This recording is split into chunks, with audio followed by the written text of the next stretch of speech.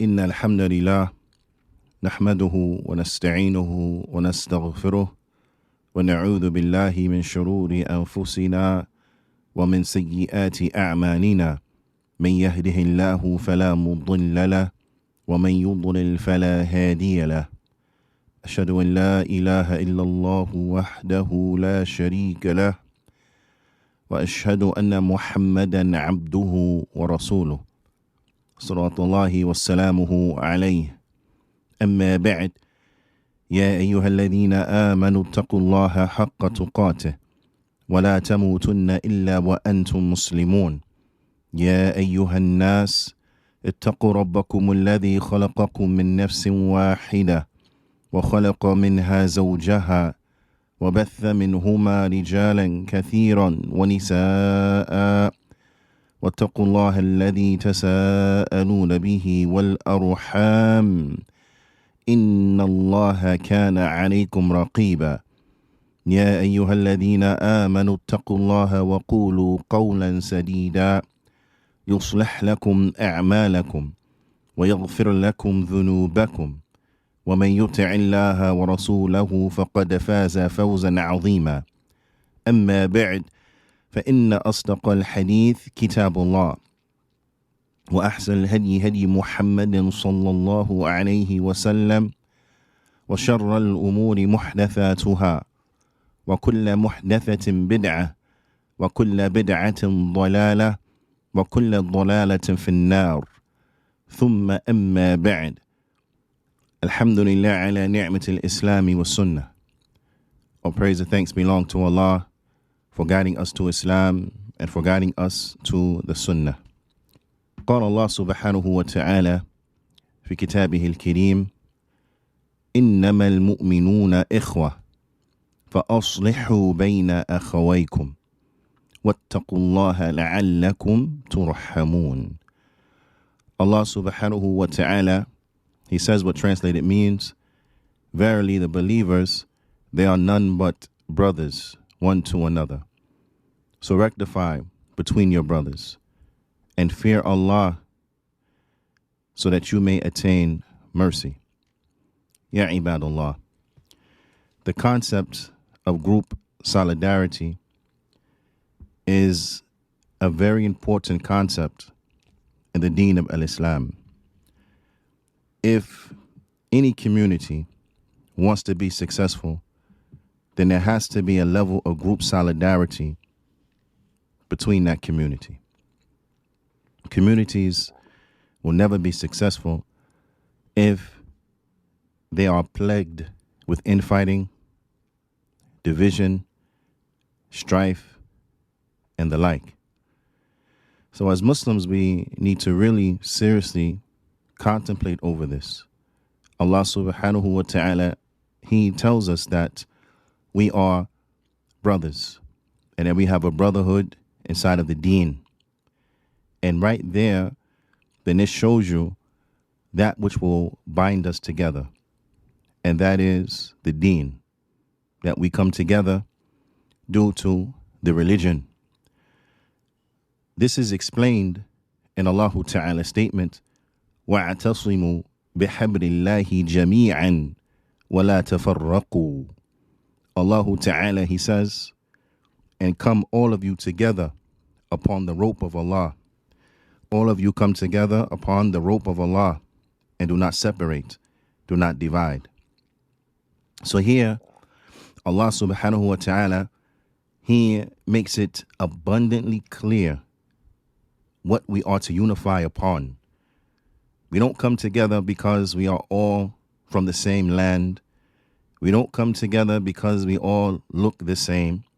We don't come together because we all speak the same language. But rather we come together because we have the same deen. We have the same aqeedah. We have the same minhaj. We have the same belief system. That which brought the Sahaba together and unified them, then this is that which will bring us together and unify us.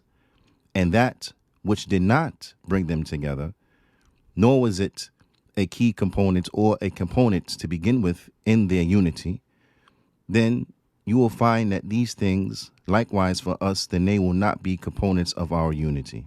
They will not be binding factors. So it is important as Muslims that we understand this, because especially as Muslims living here in the West, we have to have a greater sense of group solidarity.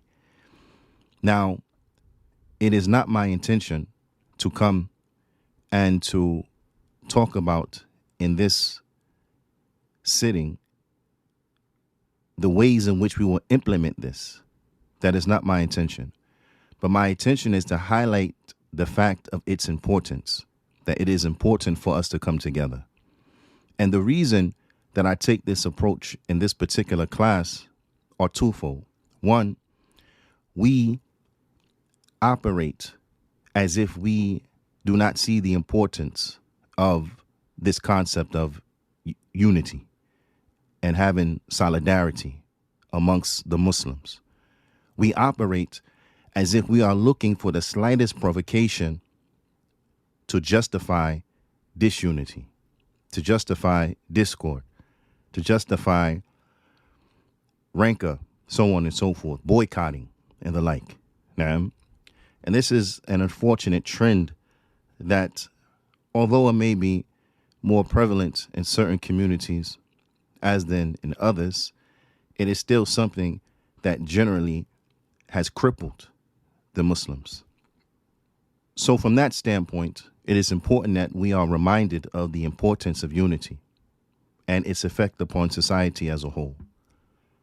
The second reason that I don't want to get into speaking about exactly how it is implemented is because specific situations will have specific rulings. And in each of these cases, the situation will have to be looked at and examined upon its own merit. And such an analysis will require a scholarly approach and will require referring back to the scholars of the religion in each and every one of these situations so that we can get some guidelines as to how we should proceed in this specific situation. So there is not a one-size-fits-all type of implementation that could be offered, because there are nuances and things of that nature, looking at the pros and the cons, looking at the fulfillment of that which is desirable and the repelling of that which is undesirable. And in some cases, looking at the less of the two evils, so on and so forth. All of these things have to be examined, right? So I don't want anyone to think that there's just a one-size-fits-all approach and then that's it. Because if we were to come together just for the sake of coming together, if we were to come together by putting our differences aside and then quote-unquote coming together, then this will be in actuality setting the seeds for disunity and discord. Why? Because human beings do not have the ability to set their differences to a side. They will come back up. So even if initially the differences, quote unquote, are set to the side, they will rear their heads and manifest later and cause disunity. And this is why when it comes to differences, those differences that are ideological differences, those differences and those affairs that we are not allowed to differ in, then they are not tolerated, nor are they permitted. So, for example, could the Sunni unite with the Shi'i? No way. No way. How can you unite with an individual who makes takfir of Abu Bakr and Umar? How could you unite with an individual who speaks vilely about our mother Aisha radiyallahu ta'ala anha?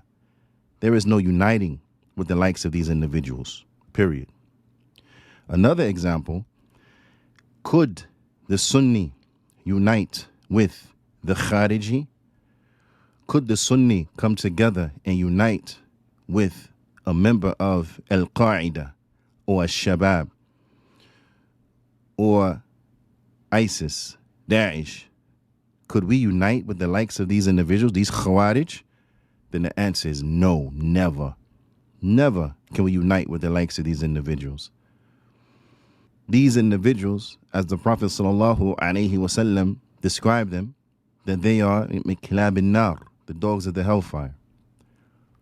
So how can there ever be unity between a Sunni and a dog of the hellfire? Never. Never. Unapologetically, no. Never. So there is no such thing as coming together for the sake of coming together, and that's what's going to bring about unity. That will never bring about unity.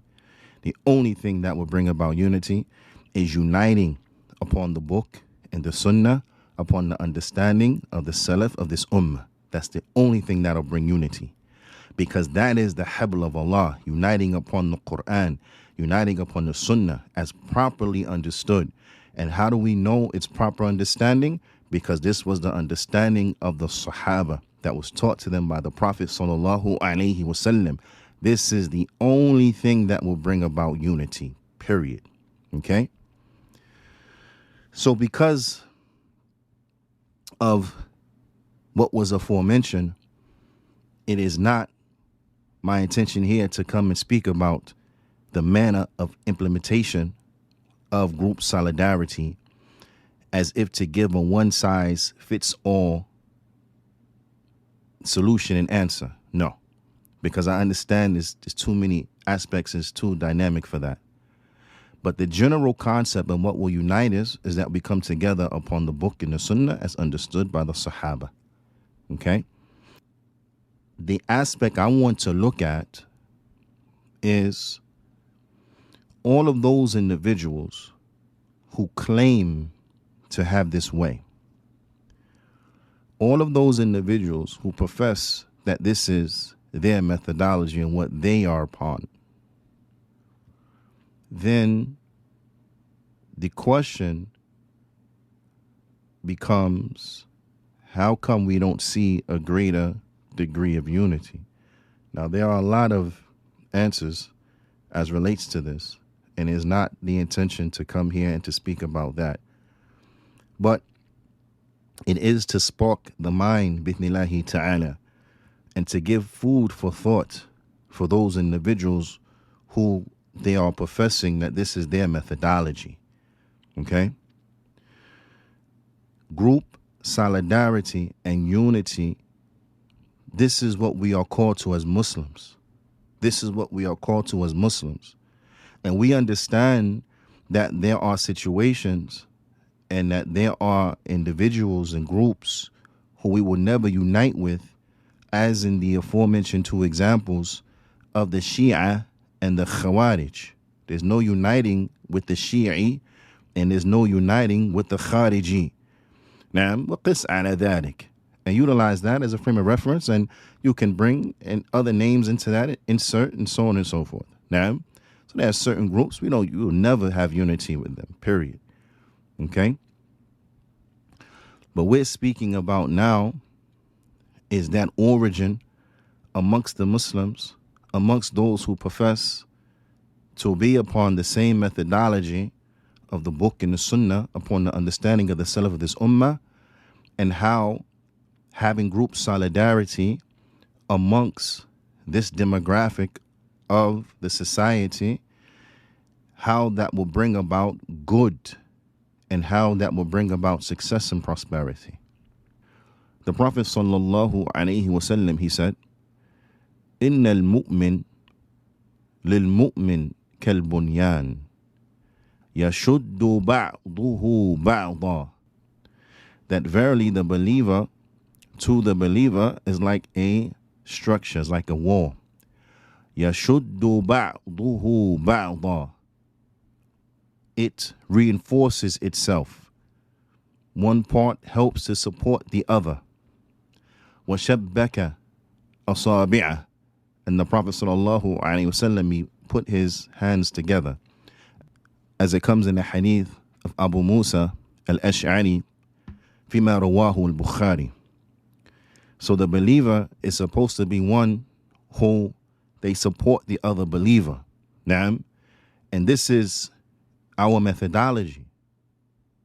The one who is Sunni Salafi. This is our methodology, is that we have love and support for other believers. Now, that we have love and we have support for other believers, or women in general.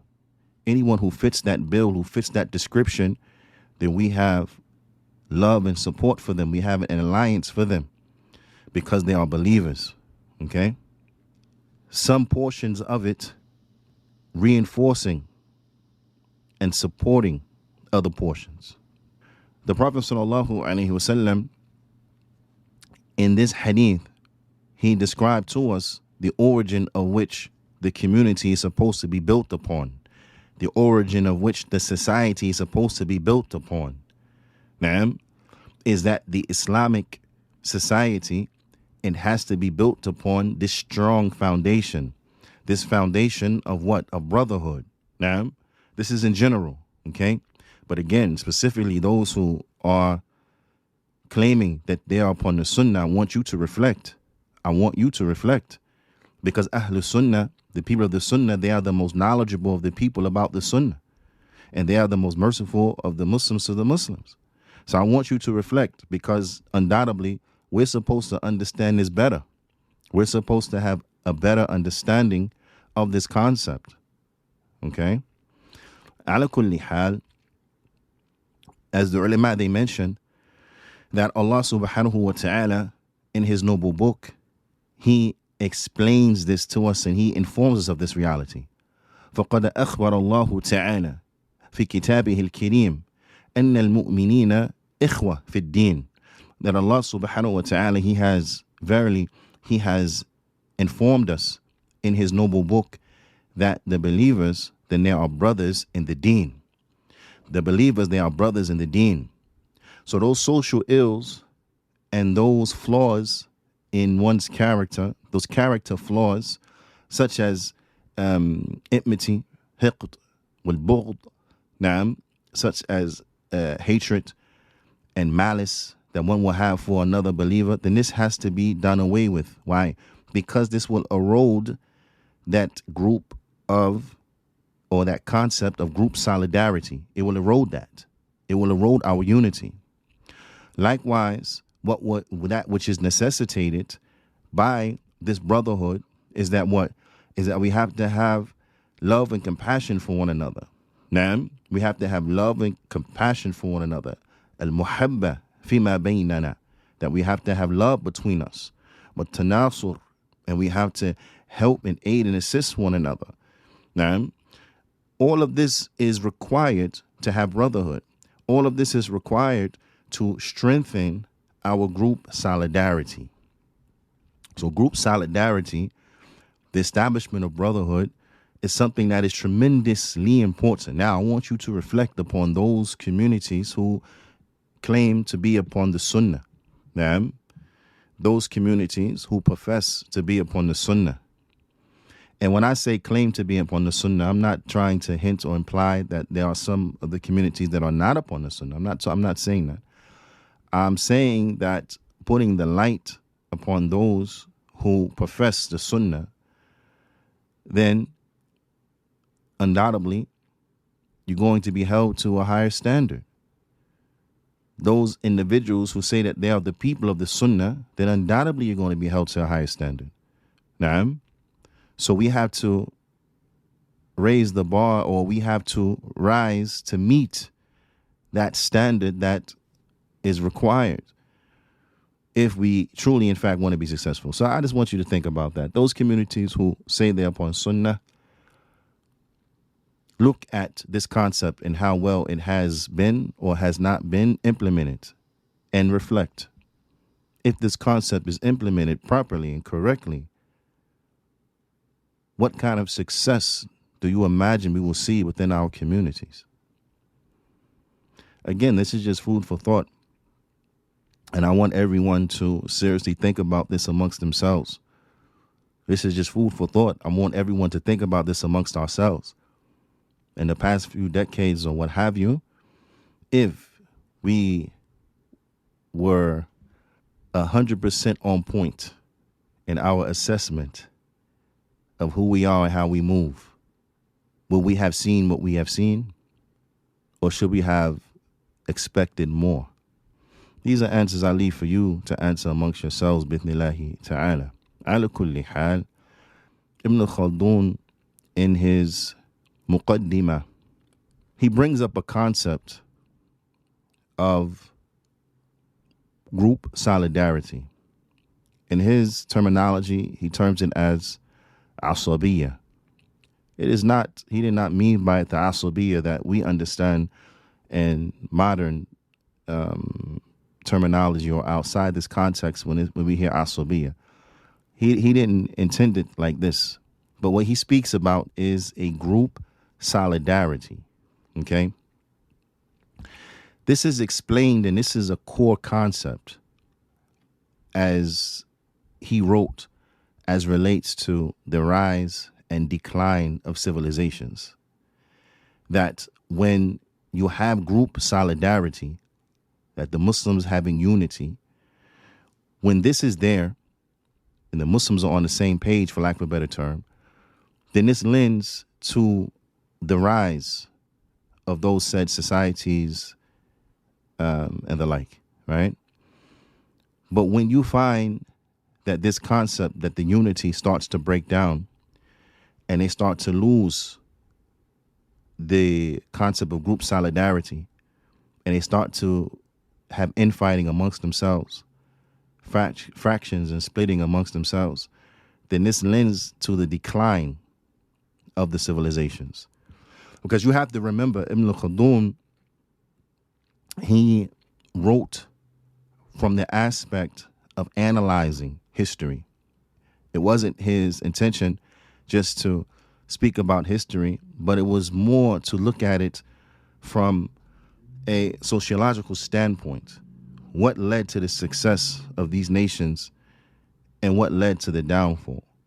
What were some things that were common elements in successful nations, and what were some common elements in why nations crumbled? So in his analysis, he saw that when there was group solidarity, when there was unity, then you find that communities, they were successful, right? Be that kingdoms, so on and so forth. You find that they were successful. And when that started to break down, and if one were to look at what were some of the causes of the decline, then a common element was a breakdown in their unity, a breakdown in their group solidarity. Okay? He also mentioned that this was also a source of their economical development and their political stability, was their unity, the strength of their unity. And when their unity started to depart, then their economical development was stalled and subsequently started to crumble. Likewise with their political stability and the like. So he emphasized this part, that the importance of having a sense of group solidarity.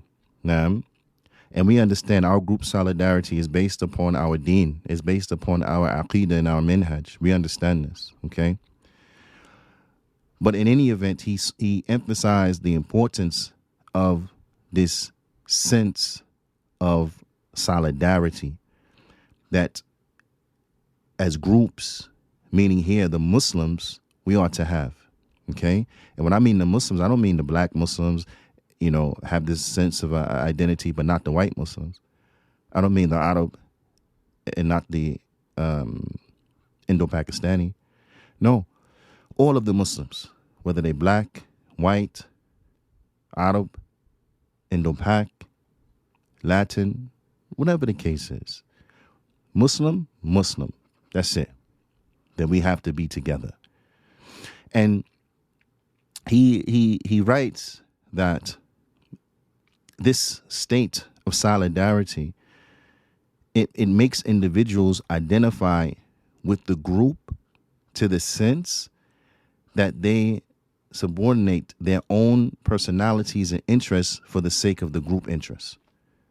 Okay? I want you to understand that. I want you to hear that again so that you understand it. They make their own interests subordinate to the interests of the Muslims as a whole. I want to say that. I'm going to say that one more time. That they make their own interests, right? They subordinate their own interests, their own personal interests, for the interests of the group as a whole, for the Muslims as a whole. Now, when you look into some of what divides us, now I know I said I wasn't going to talk about it in depth in detail because that wasn't the point here. But because of this being so strikingly obvious, when you look at that which caused to our disunity and that which caused to a breakdown in our group solidarity, then of course is individuals putting their own agendas in front of the agenda of what will benefit the Muslims. Now, so whether that be for power, whether that be for fame and popularity, whether that be for money, whatever the case is, because individuals have different motivations and what leads them to put their own personal interests ahead of the interests of the general Muslims. Now, this is what will lead to a breakdown, and this is why we see what we see. But when individuals are able to put their own personal interests to the side, okay, and they prioritize the interests of the Muslims as a whole, then this is when you will see communities be successful. Now, if you look at the Sahaba, you saw this time and time again, where they'll put their own personal interests to the side for the benefit of the Muslims as a whole. And look what they were able to accomplish. Now, look at those generations that came later on in history, those who put their own personal interests ahead of the interests of everyone else. It never works. It never works. But it has to be, we have to have that willingness to subordinate ourselves for what? For the group, for the Muslims as a whole. Do you understand that? This goes well beyond the concept of what taking one for the team. No, it goes well beyond that. It goes well beyond that. Because it is not an empty gesture or a gesture that just transcends to the level of the admiration that one will get from the quote-unquote team. No, this is what is done for the sake of Allah subhanahu wa ta'ala, that Allah ta'ala will reward you for. Okay? So when we look and we're striving to please Allah subhanahu wa ta'ala by doing that which will bring benefit to the Muslims, when we see this as a priority, when we see this as a goal and as an objective, then you will see our situation start to drastically change. But whenever we become so preoccupied with our own personal interests that we put everything else to the side in pursuit of the achievement and attainment of our own personal interests, then you will see us decline as a community. So I just want you to reflect and to think about this, to think about our understanding of the concept of group solidarity, implementation of unity, the establishment of brotherhood, and how much we have striven to foster true brotherhood, true group solidarity, true unity within our own communities. How much have we helped and aided and assisted in the establishment of true brotherhood?